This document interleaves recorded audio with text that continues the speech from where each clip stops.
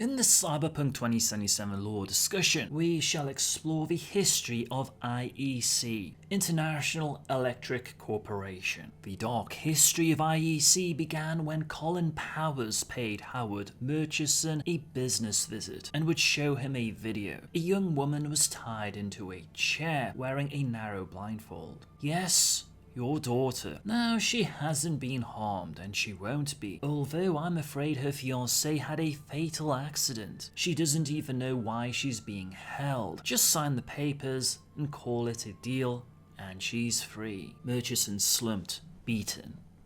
You rat!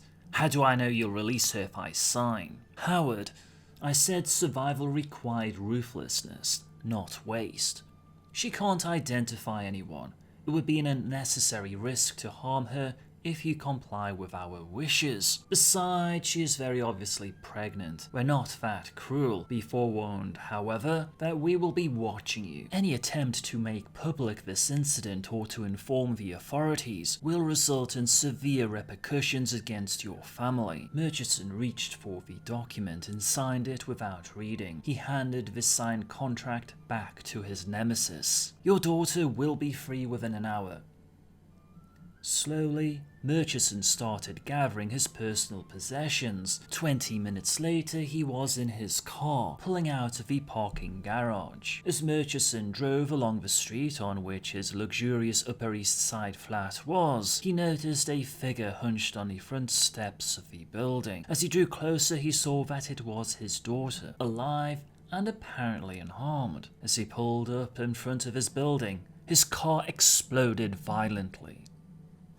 A block away, Powers put the radio detonator back into the pocket in his briefcase. For a few moments he watched the fire, the flames reflecting on the glasses he still wore. Then he leaned up to his chauffeur. Kennedy Airport. As the limousine got rolling, he pulled out a phone and punched one of the preset buttons. Powers spoke. All business completed. The American conglomerate is now fully in your control. Behind him on the steps of the apartment, Murchison's daughter, fatally injured in the blast, went into premature labor. The twin babies survived, and so it came to pass that in 1998, ownership of the largest American electro-industrial conglomerate moved offshore to the control of Dr. Gerhard Kessler and his Berlin Industrial Investment Group. Kessler was a ruthless German industrialist who had been consolidating manufacturing companies and resources from around the world, forming what would become one of the largest megacorporations of all time. Like Saber Arasaka, Kessler preyed upon companies that had been weakened by the world economic collapses, cannibalizing the resources and holdings of corporations financially ruined in the crash. Under Kessler's guidance, the diverse holdings were molded into the cyberpunk world's largest general manufacturing conglomerate, the International Electric Corporation. After Kessler's death in 2012, his son and heir, Eric, continued the skilled management of International Electric and its core company, the Berlin Industrial Investment Group. By 2020, IEC was competing with Arasaka and Militech. The thing that separates IEC from Militech and keeps them from each other's throats is their specialities. Militech specializes in finished weapons and defense systems. IEC specializes in components. IEC is in a rather unique position in that, while it has few allies in a true sense of the word, its relationships with most of the large corporations are at least cordial. This is because IEC supplies critical components, which most of the corporations need for the manufacture of at least some of their products. One thing IEC has done in order to protect its market is to ensure that it is the sole source of several important technologies. Other corporations are forced into maintaining a good relationship with IEC since it is too large to take over, and if it was outraged by hostile politics, it might choose to embargo key components, thereby causing serious economic damage to the offender. Another reason why IEC's few open conflicts with other conglomerates is that it competes directly with very few of them. because of that very tendency to manufacture critical parts for other corporations' products. IEC is currently the leader in beam weapon technology. They are working on practical orbital defense systems using high-energy particle beams. IEC is on the forefront of fusion technology too, and is currently researching fusion reactors. IEC believes that fusion power will allow hundreds of power plants to convert away from CO2, freeing millions of acres of land for food production.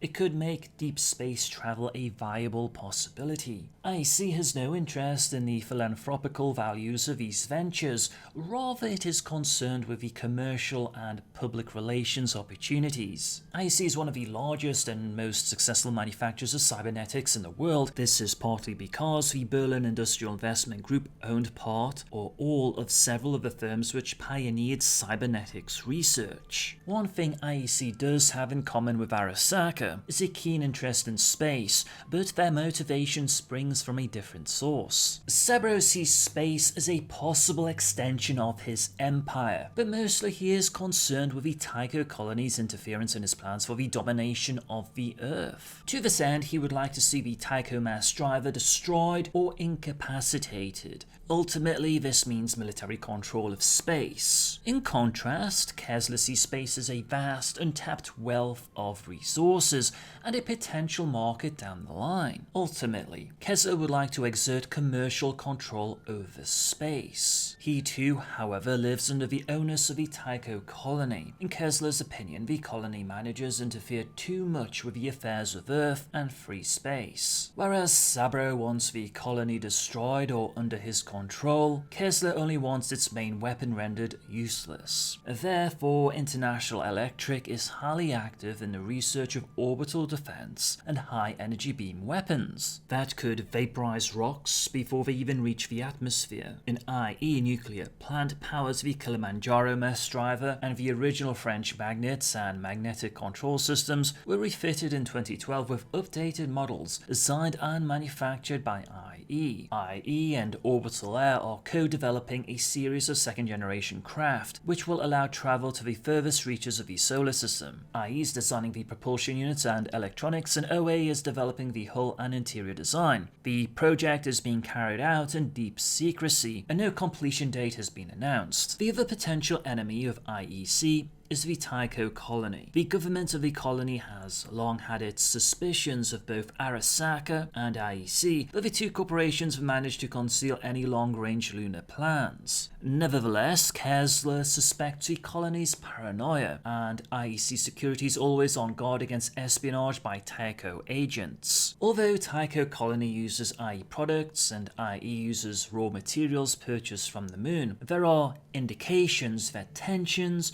between the Tycho government and the IE board are increasing. In terms of the main personalities associated with IEC, the ones you should be familiar with are as follows. Eric Kesler is the current chairman and CEO of the International Electric Corporation, as well as the director of the IEC core investment company, the Berliner Industrie Kapitalgruppe. Gerhard Kesler raised his son in the corridors of corporate power and saw personally to his education, always intending for Eric to inherit the mantle of power and responsibility upon his father's death. When Gerhard Kesler was assassinated in 2012, 38-year-old Eric took control of his father's controlling share of the IEC Corporation. However, certain of the members of the IEC board had their sights set on the CEO position, and a fierce power struggle ensued. There was a year of chaos during which assassinations and recriminations were rife within the upper levels of IEC and the Berlin Industrial Investment Group. Ultimately, however, the years of training and discipline under Gerhard paid off as, with help from his father's ally, Colin Powers, Eric wrested control away from his competitors. When the dust kicked up by the power struggle finally settled, Eric was firmly in control of IEC, laying claim to the combined tides of chairman and board CEO and director of Berlin Industrial Investment Group. This combined power put him in nearly absolute control of the International Electric Corporation and its resources, making him a member of that elite club of corporate men and women who can claim to be the most powerful individuals on Earth. Colin Powers graduated magna cum laude from Harvard Business School. He was immediately hired on by Howard Murchison, who saw in the youth the potential for a brilliant corporate career. Murchison began training Powers, molding the young man into a brilliant manager and executive, but the relationship between the two began to sour as time went by. Powers began developing his own theories on 21st century corporate management. He considered Murchison's methods too outdated and inefficient, too merciful and humane for a cutthroat world. Murchison in turn thought that Powers was turning into an immoral savage with no regard for human suffering. It wasn't long before the two had a falling out. In 1995, with Murchison's company reeling from the world stock crash, Powers accepted an offshore offer and jumped ship to work for Gerhard Kessler's Berlin Industrial Investment Group. Kessler and Powers found that they were kindred souls with similar methods and philosophies. Within months, Powers was Kessler's number 2 man. In 1998, Murchison and Powers crossed paths again when Powers forced his old boss to cede control of his company, now fatally crippled by the bad management and the US collapse, to Gerhard Kessler and his investment group. Powers killed Murchison before returning to Berlin to cover his tracks. Powers remained loyal to Kessler and to the new IEC conglomerate. When Gerhard died, Powers helped his son Eric retain control of the IEC directorship. As a reward for his services over the years, Powers was made Executive Vice President of the Berlin Industrial Investment Group and CEO of IEC America. Rory and Leah Murchison are the fraternal twins born on the front steps of Howard Murchison's apartment on the night he was murdered by Colin Powers. Rory and Leah were delivered by trauma team paramedics. Their mother, Howard Murchison's daughter, died moments after the delivery